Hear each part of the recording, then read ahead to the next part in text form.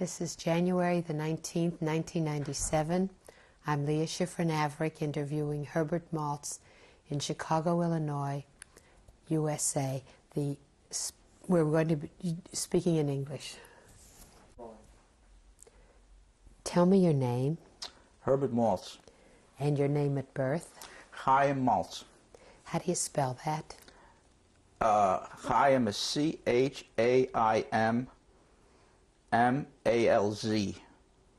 The T was added when we came to this country. So how do you spell your name now? Herbert Maltz, M-A-L-T-Z. And what city did you come from? I was born in Sokol, S-O-K-O-L, Poland. Okay, and how old are you now? I'm 60 years old. And tell me about your siblings. I have a brother, was born after the war, in Brown Arm Inn, that's in the DP camps. And I had a sister. What is his name? His name is Nathan, Joseph Nathan. And I had a sister that was killed during the Holocaust. And what is her name? Leah. She was 14 months old. When she was killed. And tell me about your father. What did he do? What was his occupation? He was in the wholesale cattle business with his father, my grandfather. And his name? My grandfather's name was Yosef. My father's name was Moshe. The same last Maltz, name? Yeah. And your mother, what is her name? Her name is Hannah, and her maiden name was Holtzman. How do you spell that? H-O-L-T-Z-M-A-N. And what did she do? She was a housewife. And tell me, what was your life like before the war? Before the war, I was 3 years old when the war broke out. I don't really remember, but from what was told to me, it's like a dream. I started Cheder, the age of 3, and after that everything was disruptive. What do you mean? Tell me more. Well, I don't really remember that much. They told me I was a wild kid. I used to take kids' yarmulkes and throw them in the toilet. I guess some of my grandkids are taking after me now. That's all hearsay. My father used to tell me about it. And during the war, when the war broke out, where were you? We were in our hometown in Sokol. As I said, I was born in 1936. The war broke out in 1939. The Germans came in about 1941. And between 1941 and October 1942, when we entered the attic, we were in a ghetto in our hometown. So at the age of 42, I was about 6 years old, we entered the attic. And I was in the attic for 21 months.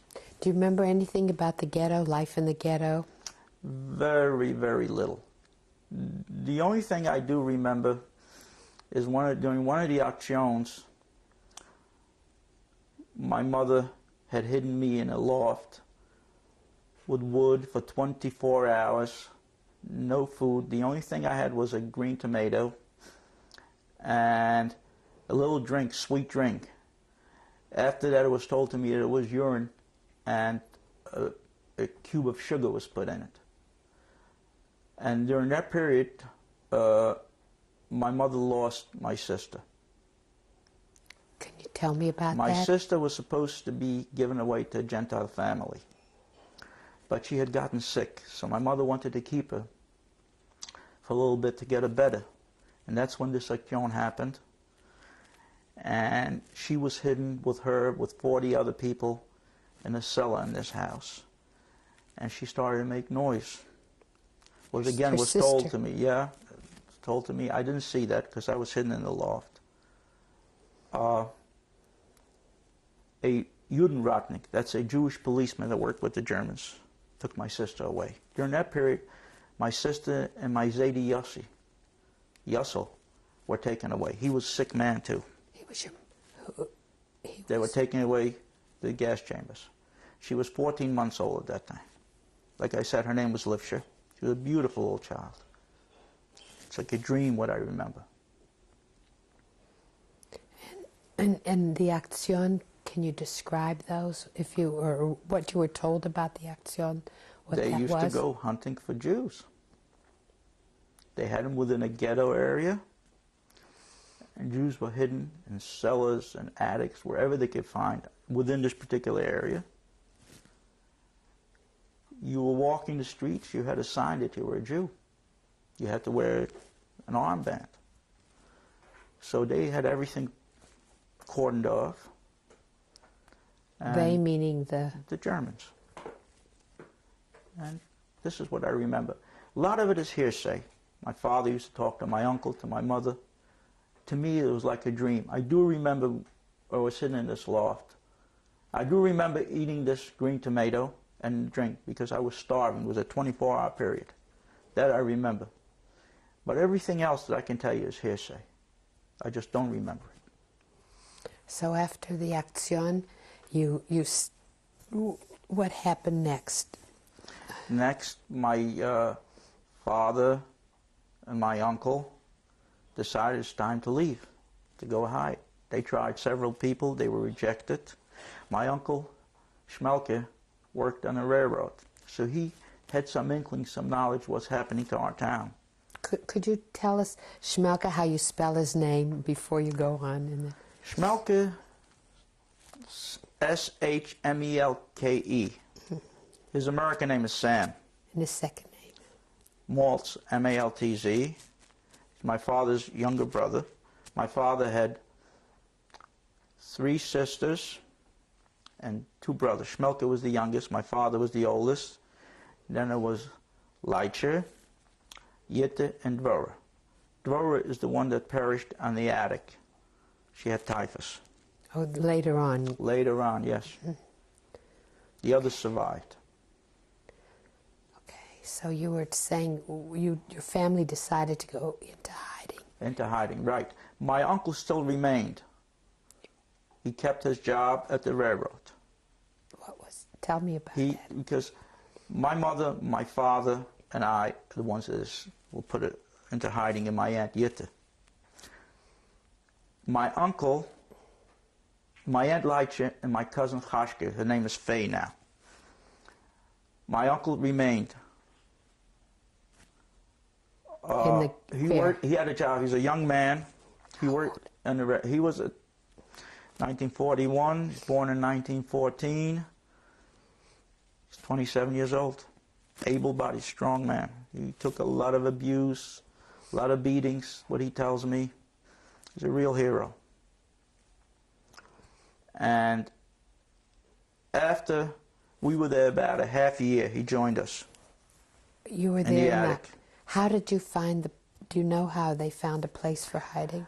Well, from what I'm told, in 1936, my father and my Zadie Yussel were riding a horse and buggy, and they saw this woman, Mrs. Halamayova, standing in the road, and they gave her a ride home. From that time on, a friendship developed, and a relationship developed. So my father had tried other people where we could hide, and he was rejected. Tried her, and she agreed. She was an angel. Her and her daughter, Helen. How do you spell her name and her daughter's name? Her name is Francesca Halamayova. H-A-L-A-M-A-J. The J is pronounced as Ya. O-V-A. Halamayova. Her daughter's name was Helen. Helen. H-E-L-E-M. And where did they live?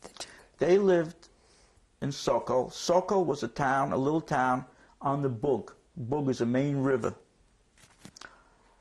And you've heard of Belz. It's a town near Belz. The biggest city is about 90 kilometers away from us, was Lemberg. Then it was called Lvov under the Russians. Now it's in the Ukraine, it's called Lviv. I imagine it has about 250,000 people. That was the biggest city in our area. That's what's called Galicia. So Mrs. Halamayova lived in Sokol, right, in the middle of town. I don't know. I cannot tell you. All these things that I'm telling you are hearsay. That's what I remember. So tell me about where you were hidden. We were hidden in an attic, a hayloft. Hayloft, yeah. Yes. And that was her house. In the house, on the bottom of this hayloft, was a pig stall. She raised pigs. To cover her movements from her neighbors, she would bring food to the pigs and clean them out, and she'd also sneak food up to us. This is how we were able to survive. And how many? Tell me how many were up there and what the conditions were up there. We were 12 upstairs. She had 3 others in the cellar. Total of 15. There was myself, my mother and father. There's 3. My aunt and her daughter, Chasha, 5. My aunt Yitte, my aunt Dvora, my uncle is 8.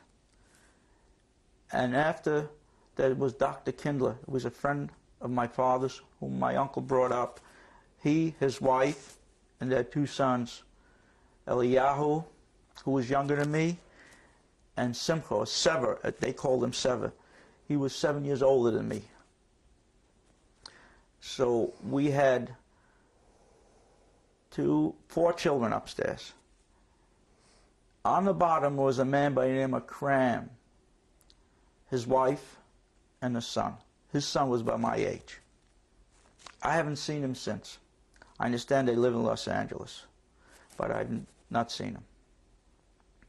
So they were hidden under? Under the ground, yes.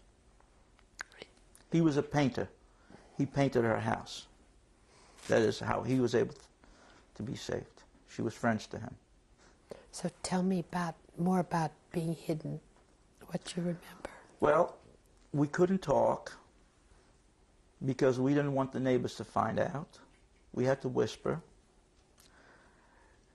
There was straw in the attic. She sent up some sheets on the straw. Each family unit was like in a little corner.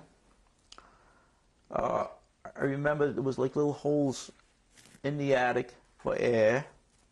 And when it was cold, it was very cold. We did have a lot of lice. You did? A lot of lice we had. My mother used to pick them out and all over the place. Now, we used to get food. Now, I don't remember how often. I still remember we got pirogin. What is it called? With sauerkraut. The taste was delicious. She used to bring up newspapers for my father, a few days old. That's how my father was able to keep a little luach. Luach means? A luach means a calendar, so he was able to know the Jewish holidays. And he and the adults fasted on Yom Kippur. He also was able to follow the progress of the war. He was the eternal optimist. At the worst possible times, he would say, "We will survive. The Allies would win." And he used to follow the war, the German fight in Stalingrad, the Russian resistance, the French occupation, and he'd always read in between the lines and be optimistic, whereas others, especially Dr. Kindler, were always pessimistic. He said, "We'd never make it." And my father says, just have faith, have belief. I still remember that. That's one of the memories that are always going to be with me. My father and I used to play chess. We had a little chess set. I still have it. I gave it to my son. That's about it. And how did the rest of the time, how was that spent?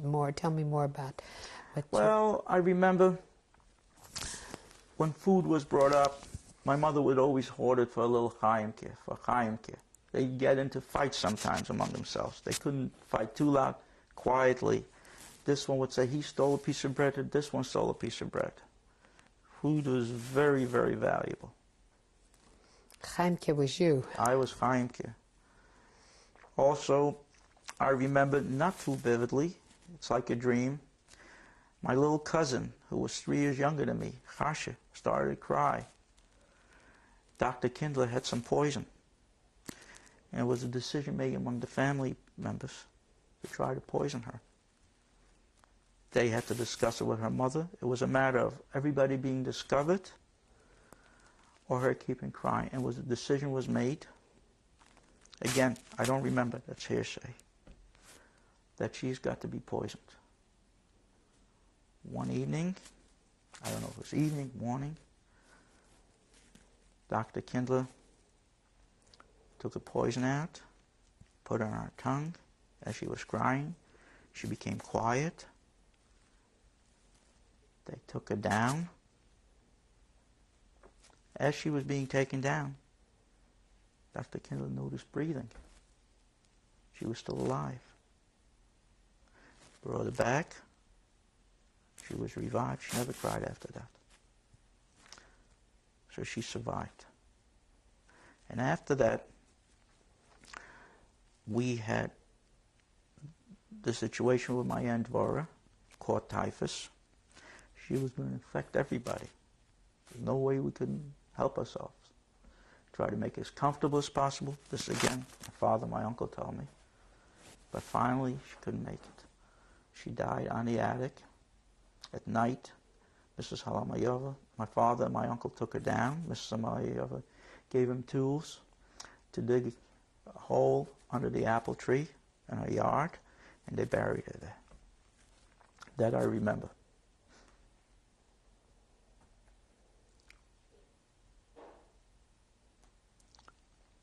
Those are some of the highlights.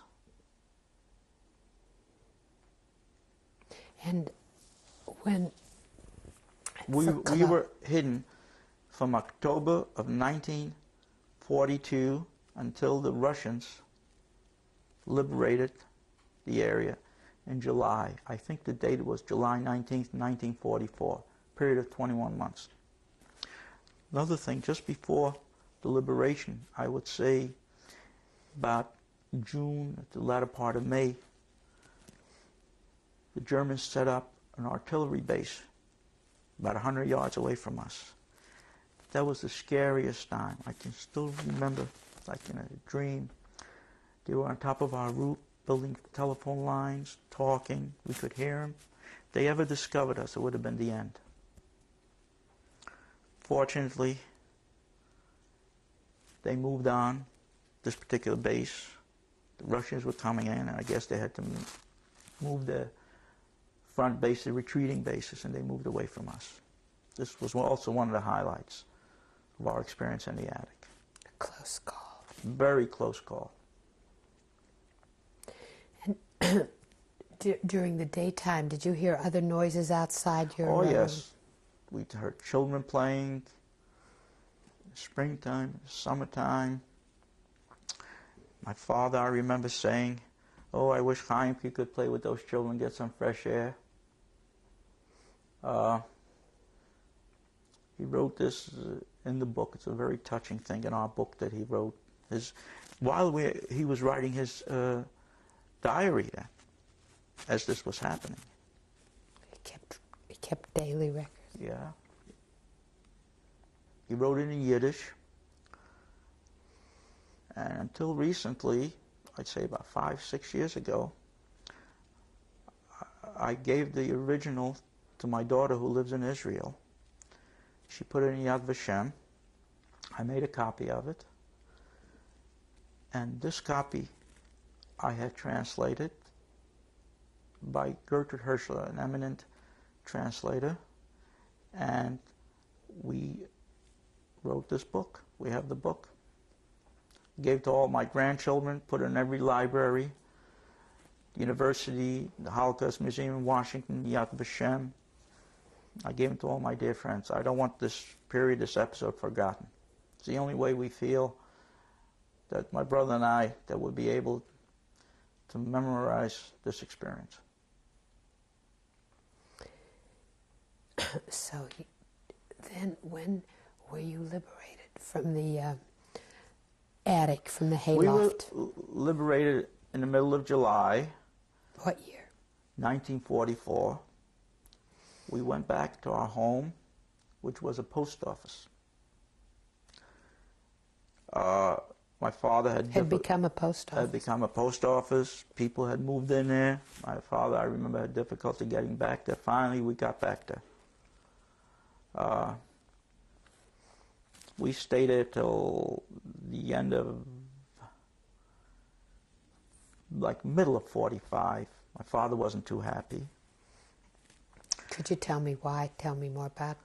He didn't think the communists, the Russians, were going to be a good place to live under. Another interesting experience, a sad experience. We had my bubby, Rivka. Your father's mother? My father's mother survived with us. And we loaded our things up on one of the truck, Russian military truck. My mother and I and my father, we weren't on the truck, but my Aunt Yitta was, and my Baba Rivka. Guy was drunk, got into an accident, truck turned over. My Bubby was killed, and my aunt was injured right after the Holocaust. We were supposed to go to Austria. After that, we left. What made you go to Austria? Do you know? There was a DP, displacement persons camps, in Austria and Germany. We went to Poland, and from Poland, from what I recall, we had to go to Hungary. We stayed 6 weeks in Budapest, and then from Hungary, we went through the Hungarian-Austrian border. The Brecha, that was the people from Palestine trying to take people to Palestine. Some of them went to Palestine, others, my father felt he wanted to go to America because he had family there. So I remember going through the woods, hidden because the Russians were on the guard on borders there. My mother carried me. I was a 9-year-old kid then. She carried me through these woods. We finally made it to Budapest, and from there we went into Austria. And that was in middle of 46. We went in a camp, DP camp called Abelsberg, near Linz in Austria. It was a former German army barracks, military camp, where they sold all these people. The Joint Distribution Service supplied with food, and I imagine the Americans gave. So you lived in a DP camp. Do you remember what it was like for you? Can you tell me? Well, I remember it wasn't bad. I went to Hebrew school there.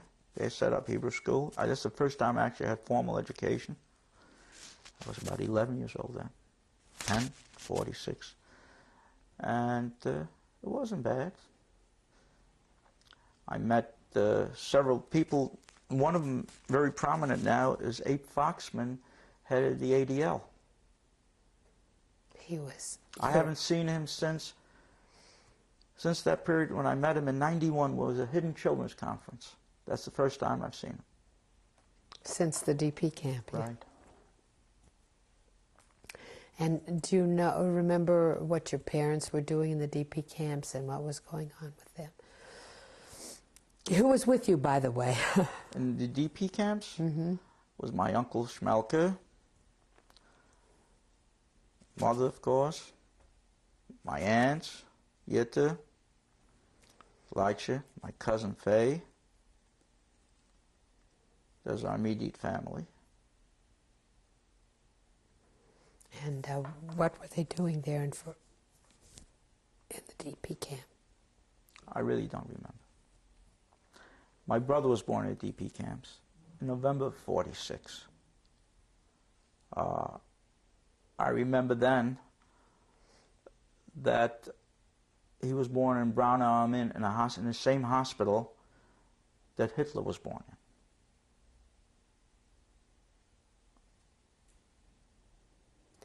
And how long did you stay there in the DP camp? We stayed there from the beginning of '46 till the end of '48. And we, as a matter of fact, the 17th of this month was the 48th anniversary of our arrival to the United States. We came here in January 17, 1949. I remember it was the SS Marina Flasher. An old Navy boat. And we came to the Boston Harbor. My father had his uncle and 4 aunts living here. And his youngest uncle, that's my Bubby Rivka's youngest brother, Samuel Suchman, had papers for us. At that time, you needed somebody to bring you over that was responsible for you. And he lived in Newark, so he brought us over to Newark. And after that, we settled in the United States. Do you remember coming here and how your name? Oh yeah, very interesting. We walked in to this apartment in Newark, 258 West Bigelow Street, and my uncle's son-in-law, Herbie Cohn, came to me. Hello, how are you? I said, fine. What's your name? Chaim. Oh, my name is Chaim too. Oh, this is interesting. Let's call you Herbie. And this is how I got my name Herbie. I had no idea. I couldn't speak English. The only language I spoke at that time was Yiddish. This is how I got my name Herbert. And then tell me more about how your parents made the adjustment to the United States. Well, my father and my uncle originally worked in Haynes department store cleaning escalators. They were making $35 a week. I started the Hebrew Academy of Essex County. It was in Newark at that time. They put me in the 5th grade. I was just about 13. And I had a very difficult time of it, learning the language, whatever